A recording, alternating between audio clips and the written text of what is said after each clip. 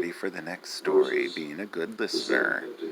Kermit, the All-Star. Unfortunately, we haven't had an opportunity to... Hi, all you wonderful Stardust-made people out there. It's great to see you. And we're on our journey in our book of 5-minute stories from Disney. Christmas stories. We're on story 11.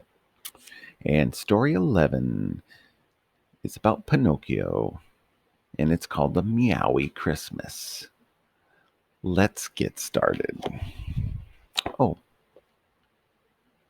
I forgot my glasses. 1 second. Much better.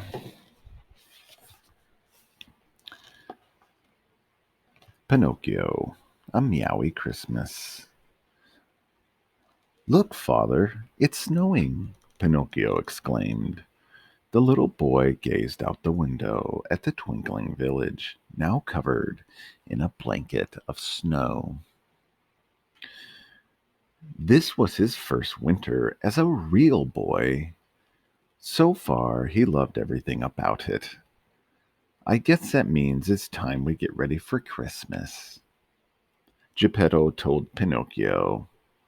Figaro, the kitten, wove between them, purring.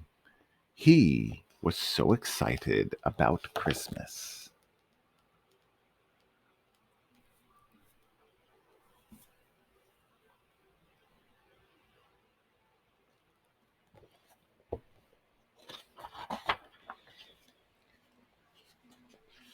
The next day, Geppetto and Pinocchio went out and bought a Christmas tree. Then they started to decorate.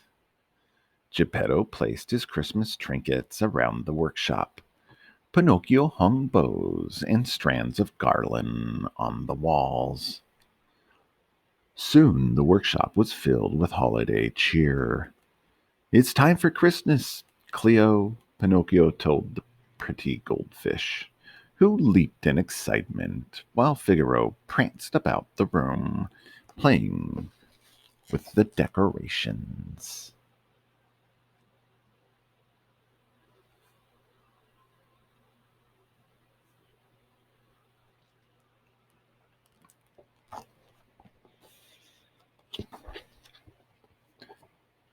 That evening, Geppetto and Pinocchio hung stockings on the mantel.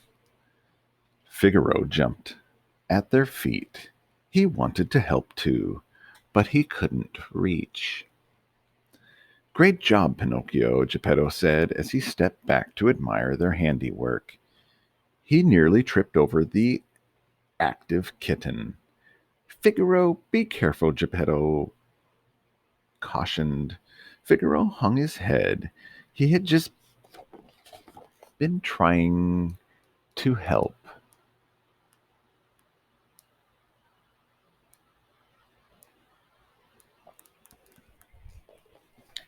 Finally, it was time to decorate the Christmas tree. Wow, Father, Pinocchio said. It sure looks pretty. All that's left to put the star on top, Geppetto replied. Pinocchio, you do the honors. Figaro frowned. He had wanted to put the star on top of the Christmas tree.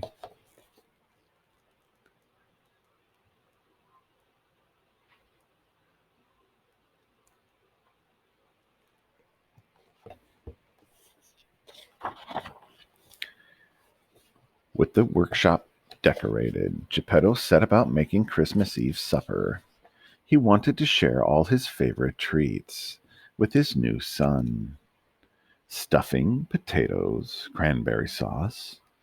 Soon the aromas and herbs and spices and Christmas cookies filled the air. Oh, it smells good in here, Pinocchio said, carefully mixing the potatoes. Yes, and now it's time for the Figaro, Geppetto scolded the kitty, who was about to take a bite of the Christmas goose. It is not time to eat just yet.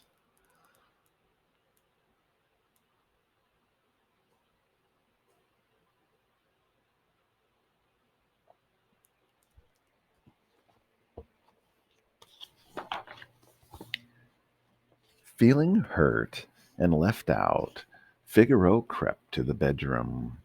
He would spend Christmas where no one could find him, under Geppetto's bed. But as he trotted to his hiding place, he noticed something awful. Under the bed was a large pile of presents, and not one was for him.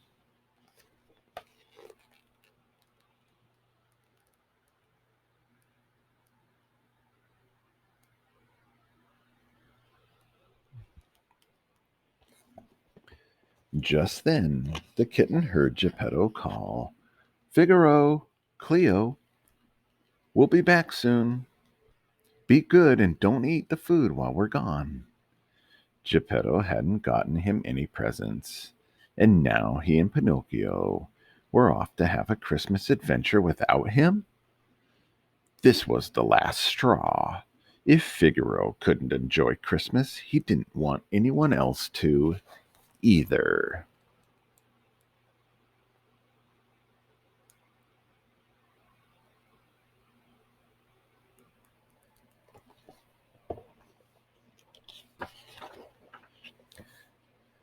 When the door closed, Figaro clawed the wrapping paper on the presents to pieces.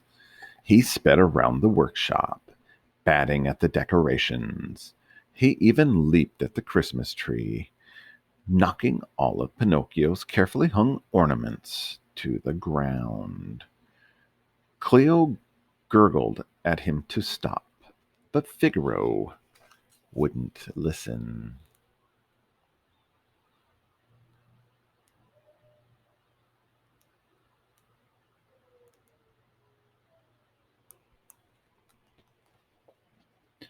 Just as Figaro was about to sink his teeth into the Christmas goose, he heard the sound of someone small clearing his throat.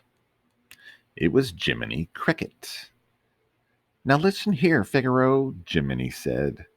"The blue fairy is none too pleased with your behavior. And who knows what Santa thinks? How will Geppetto and Pinocchio feel when they come back and see what a mess you've made? Is this what Christmas is all about?" Figaro looked down, ashamed. He knew Jiminy was right.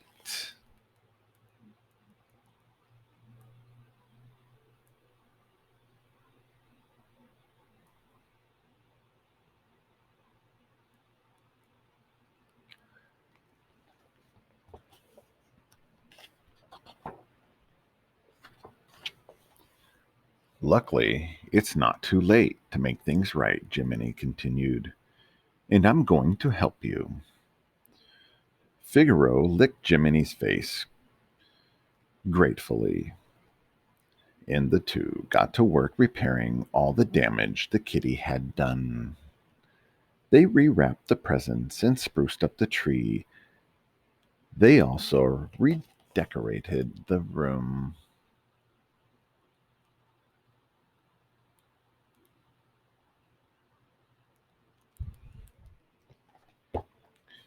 Figaro even added his own holiday decorations.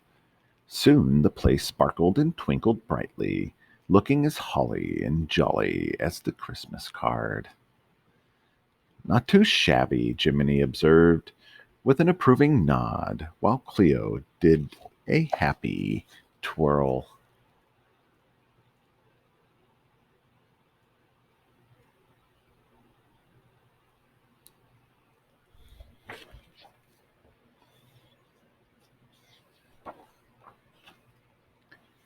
When Geppetto and Pinocchio returned from their outing, they were amazed.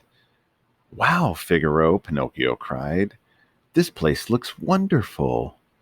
Geppetto agreed. "In fact, I'd say you've earned your Christmas present early."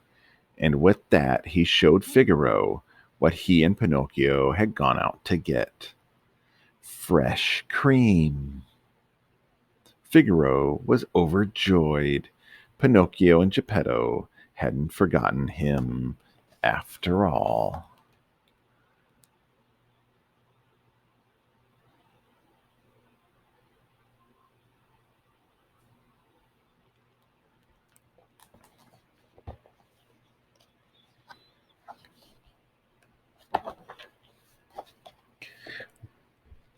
Later that evening, as they all gathered around the table for Christmas Eve supper, Figaro sighed happily. He had learned his lesson. Christmas wasn't about gifts or being the one to hang the decorations. It was about spending time with family, and there was nowhere else he would rather be. And that concludes our story of Pinocchio and the Meowy Christmas, with Figaro getting upset because he didn't see his Christmas present and he tore the place up. Go figure, but he did fix his mistake in the end, and that's a good thing. We're moving on to story number 12, which is Cinderella, a perfect party, and that will conclude our book. And here's a sneak peek. And that's the last story we have in this book, and I'll be moving on to a new book, and it's a surprise. Thank you, all you wonderful Stardust created people out there. May you sleep tight and don't let the bed bugs bite. Good night.